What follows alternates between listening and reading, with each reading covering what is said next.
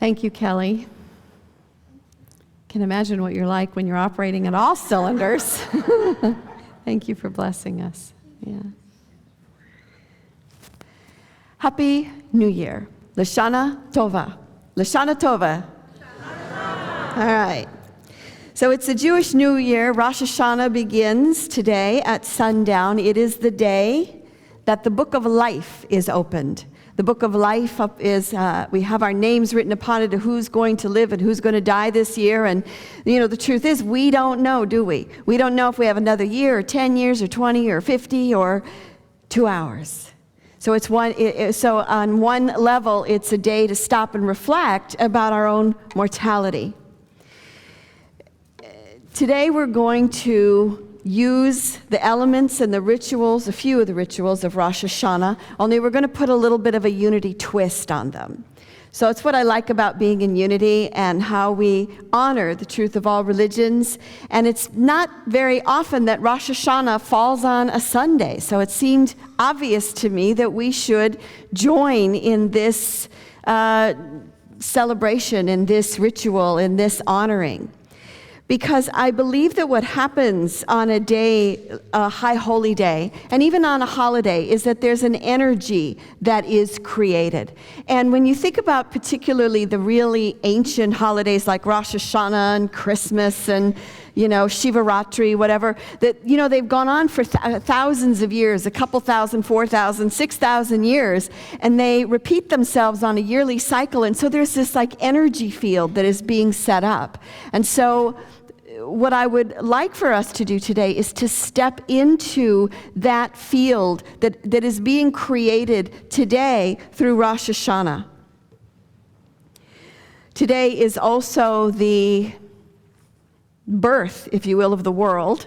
It was the day that God breathed life into Adam.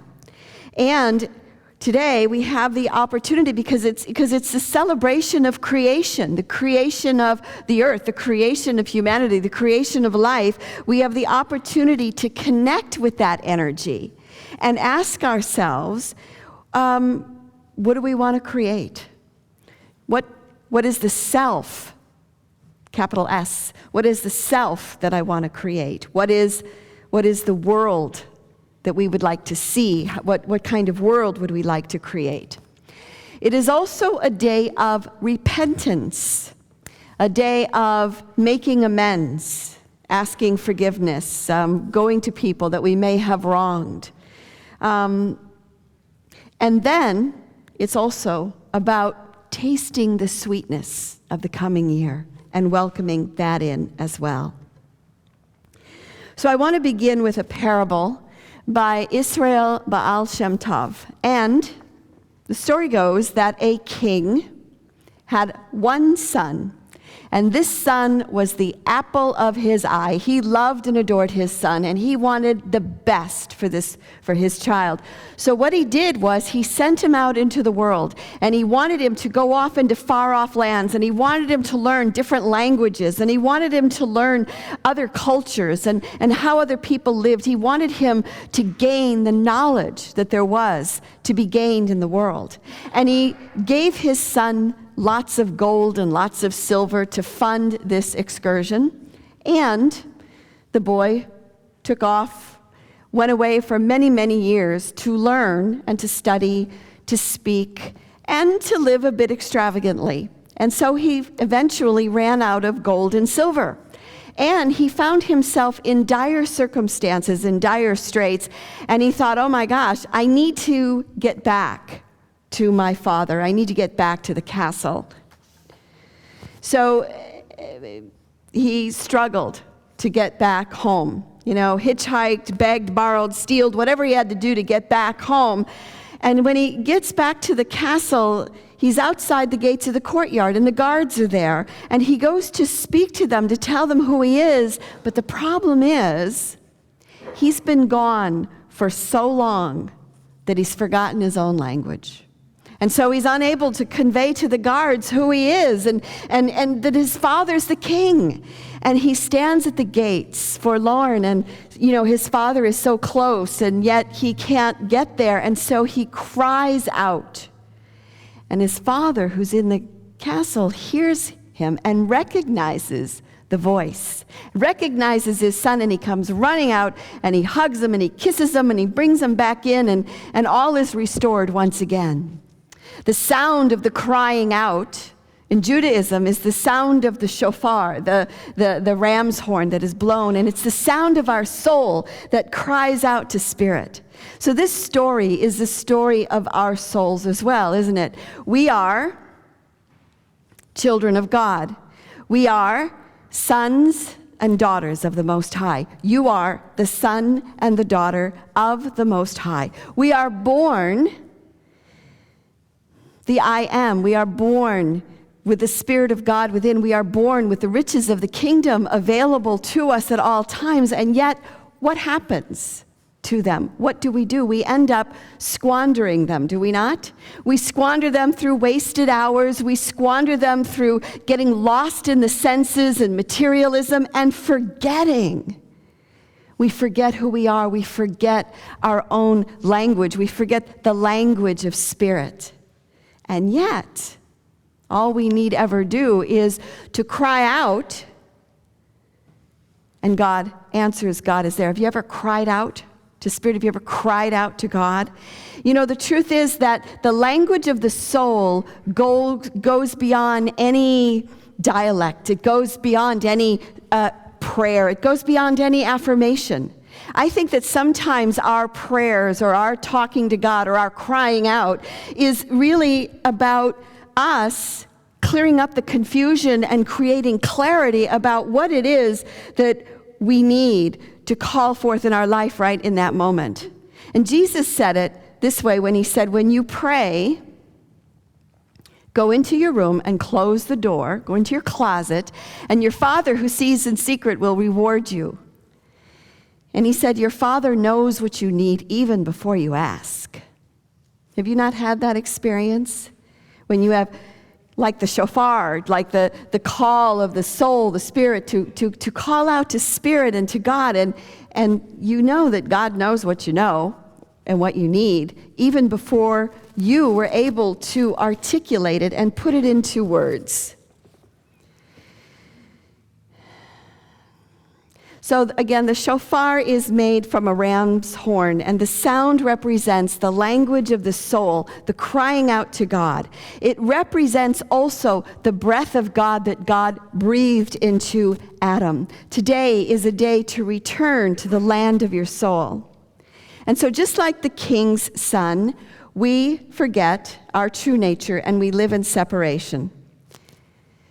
And all we have to do is look to the world events to see that that's true, isn't it? That for most of the world, we have manifested a world of separation. When we see the violence in the Mideast, when we see the drone attacks by the U.S., you can go on and on about all the different ways that we have forgotten, that we have squandered our riches, and that we live a life of separation. And yet the language of the soul calls us to remember.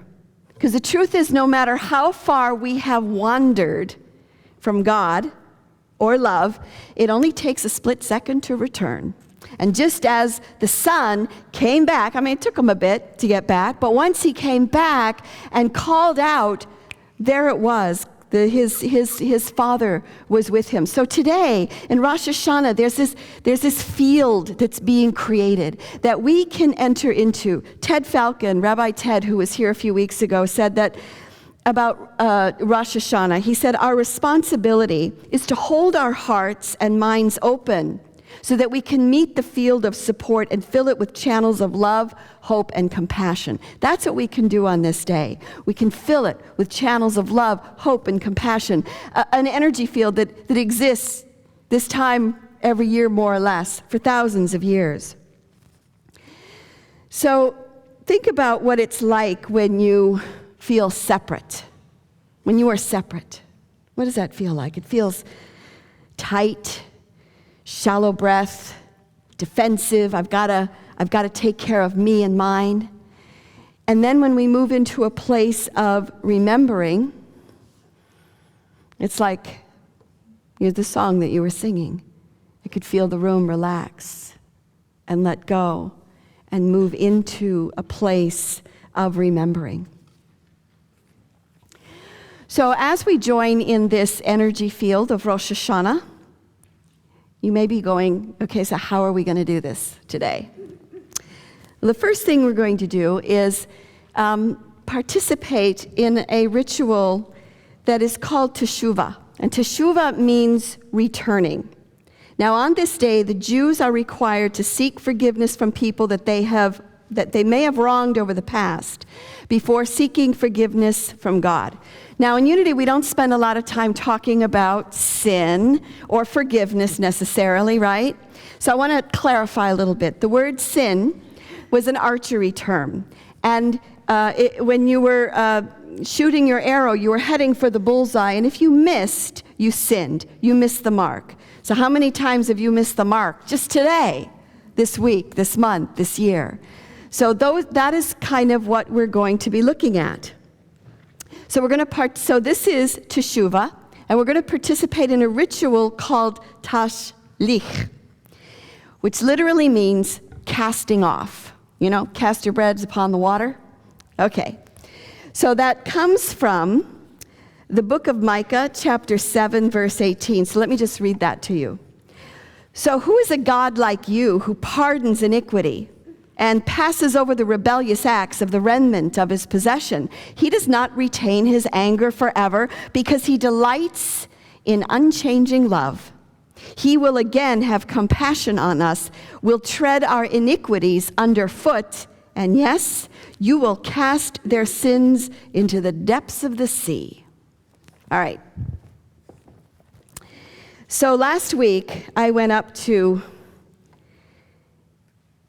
Whidbey Island, to a place called a writer's retreat. I needed a week to just sort of be still and to figure out what we were going to do in 2013. What was our theme going to be?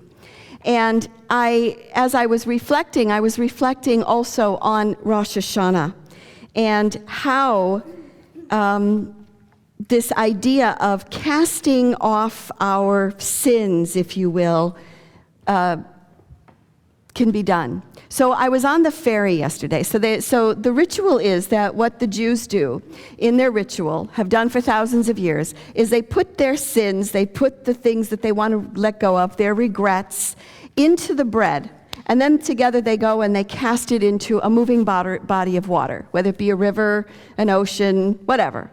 So yesterday I was on the ferry coming back from Whidbey Island, and I thought, boy, what a perfect moving body of water. I mean, the ferry's moving. I've got this great body of water ahead of me and all around me, and I should participate in this casting off. So I looked in my car to see if I had some bread, which I didn't, but I did have my cooler, and I looked in, and I thought, you know what I could cast into the water? I could cast in an ice cube. That would work really well.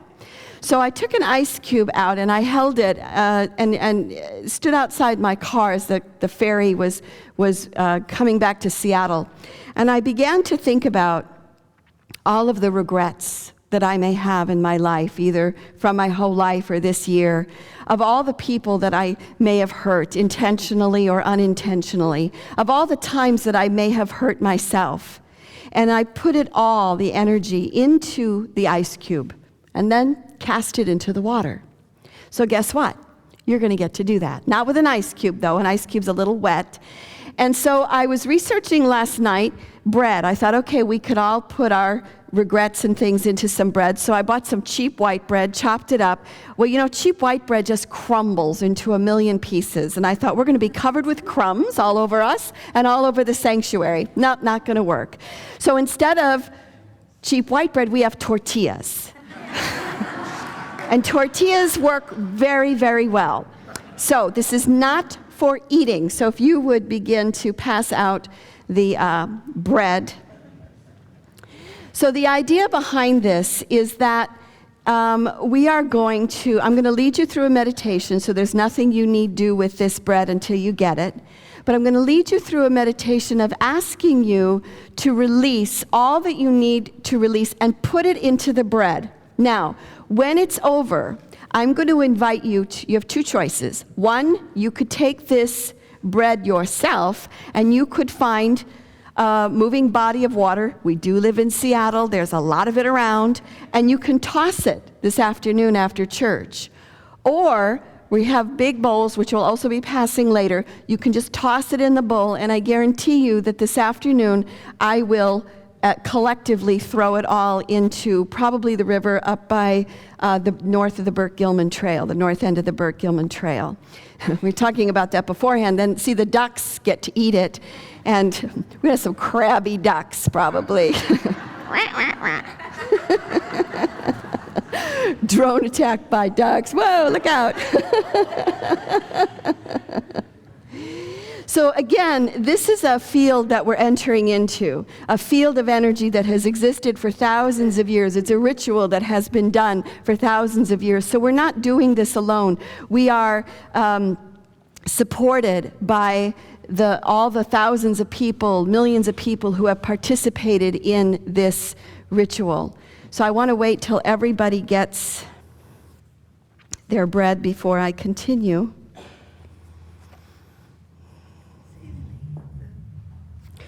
It is called tashlich.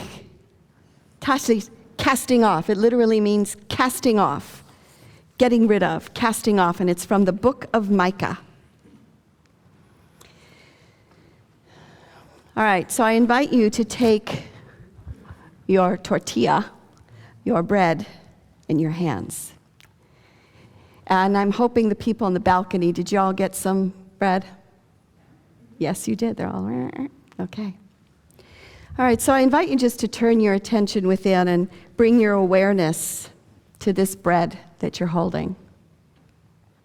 Placing it in the palm of your hand and imagining that the energy is moving from you through your hands and into the bread. And what I'd like you to do is think about, what do you regret? What are the regrets that you have in your life, either your whole life or just this last year? And imagine those regrets going into this bread.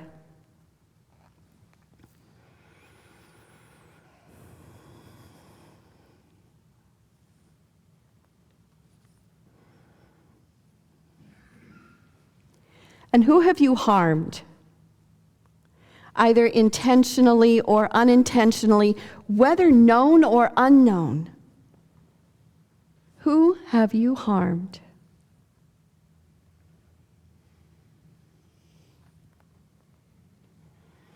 Put it into the bread.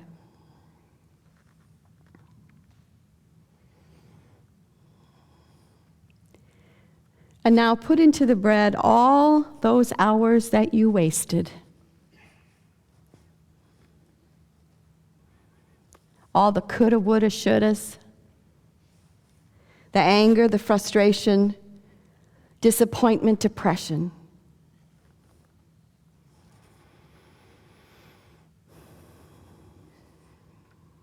And how have you hurt yourself? How have you not taken care of you? How have you sinned against yourself?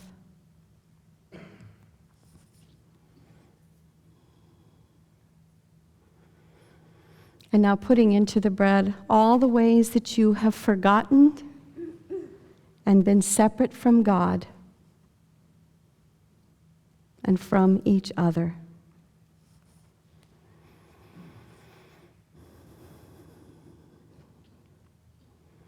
So the ushers will pass a bowl. We're going to hold off on the apples for a sec. So I invite you to imagine that you're casting it into the water. Just see you're throwing it away, getting rid of it. It's finished. You don't need it anymore. And so you can either put it in this bowl or you can take it with you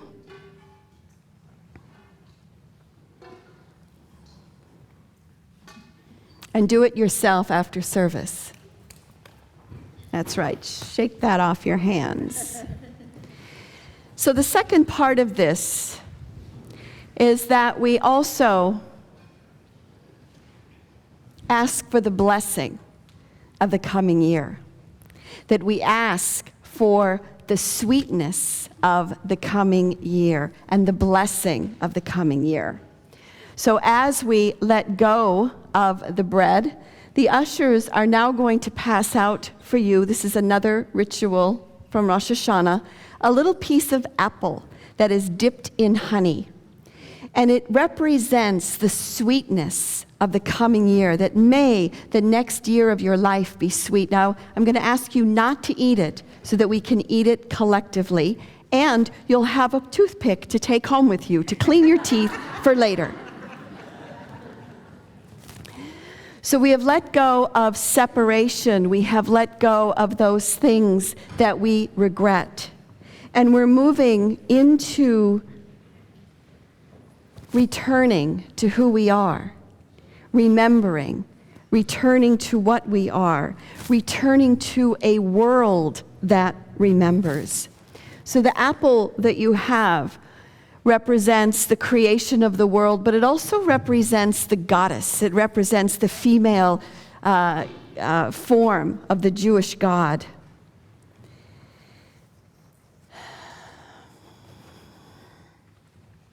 And I think it's appropriate to have a chant that I'm going to lead us in at this point to prepare us for this. Return again. Return again, return to the land of your soul. Try that. Return again, return again, return to the land of your soul. And listen. Return to who you are. Return to what you are. Return to where you are, born and reborn again. Return again. Return again. Return to the land of your soul. Return again. Return again, return to the land of your soul. Return to who you are, return to what you are, return to where you are, born and reborn again. Return again, return again, return to the land of your soul. And what does it look like to return to the land of your soul? What does it feel like when you remember? What does the world feel like when we collectively remember who we are and what we are? So the blessing for the apple. Blessed are you, Lord, our God, ruler of the world, creator of the fruit of the tree. Barach atah Adonai Eloheinu, melech halam, borai perei haras. Blessed are you, Lord, creator of the fruit of the tree. And so we call in the sweetness of remembering, the sweetness of the next year. So I invite you to eat the apple.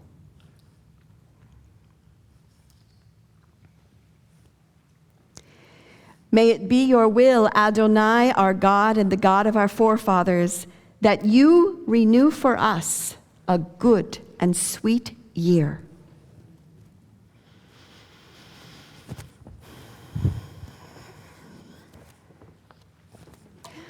So let that flavor, let that taste stay with you.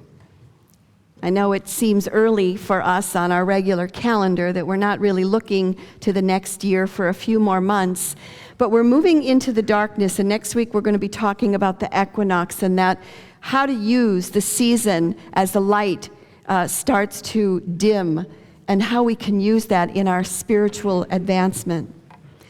The truth is that we are being called to a place of remembering. We are being called to a place of a divine plan that is unfolding for each one of us. And so as we remember, we can call that in. I think that God also has a divine plan for South Lake Union and for Seattle Unity. And so when we look around, we see the neighborhood changing, and we have to ask ourselves, what is the next step for Seattle Unity? Our building is 60 years old. The neighborhood is changing. This street out here is going to be a boulevard. I don't know how many years it's going to take to put it in, but it'll be a boulevard without cars, which means we're going to lose this street parking, which means we need to rethink how we are being. And I believe that God speaks through our community, that God speaks through every single one of us. So I would like you to begin reflecting about what is that next step for us. And we'll be having a couple of meetings in October 7th, and I believe it's the 21st. We'll have to look at the calendar for sure. To ask questions of who are we being here in South Lake Union? What is the divine plan that God has for Seattle Unity? So the discussion I'd like to have is, do we stay here in this building and continue to fix it? Because every time something breaks, it's quite pricey. And I think we need to have that discussion and say, yes, we're staying here. Yes, and this is why this is such a great idea, and we're going to do this. And then we need to take the opposite and go, no, that's not such a great idea because... And then we maybe should ask, well, do we move? And yes, and let's just brainstorm that. And then, no, that's a terrible idea because, and let that go. And then, well, maybe we should remodel or redevelop. Yes, and this is why this is a great idea, and just let it brainstorm and go out. And then, no, that's a terrible idea because. I say this because it's something that we're needing to do and a discussion we're needing to have, but it's also a discussion we need to have on our own personal lives, not about a building necessarily, but what lies next for you in your life. And to let that imagination, that sweetness of the next year begin to cook and stew within you. And one way we do that is by saying, yes, and I could do this because this is a great idea, and I'll do this and I'll do that, and yes, yes, yes, and then let the voice of the no come out, and no, no, no, and just kind of play with it and move with it as we begin to move into the following year. So today is the beginning of Rosh Hashanah at sunset. It is the Jewish New Year. And a holy day always carries with it a field of energy. And so we have joined with this energy by releasing past regret, by making amends. And some of us may have to physically make amends with people. Perhaps it's not enough that we put it in the bread to be released, but we may need to call somebody or write a note and say, I'm sorry, or I need to make amends. This is the day of creation, the day that God breathed life into Adam, and it is the opportunity to create the energy of creation and the language of the soul, to create a self that you love and to create a world that we love. And that's by opening and remembering to the heart space. You are the sons and daughters of the Most High, and we are like the King's son. We have all the riches of the kingdom available to us, and sometimes we squander it, but in a second we can return because we forget, then we remember, then we forget, and we remember. And when we forget, we live in a world of separation. And when we remember, we live in a field of love. Return to the land of your soul. May the coming year be filled with sweetness. May you continue to taste that apple and that honey. L'shana tova.